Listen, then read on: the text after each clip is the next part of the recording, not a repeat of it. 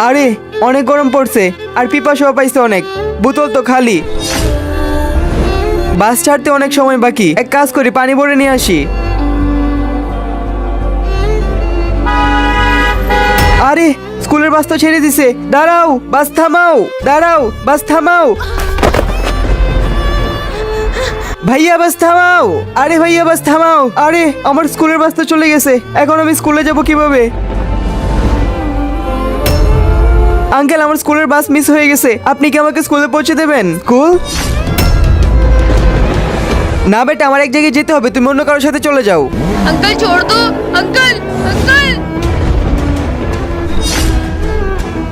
আরে বেটা কি হয়েছে? আঙ্কেল আমার স্কুলের বাস মিস হয়ে গেছে। বাস মিস হয়ে গেছে? বেটা কোথায় তোমার স্কুল? চলো আমি তোমাকে পৌঁছে দেই। হ্যাঁ আঙ্কেল আমি বলতেছি চলুন।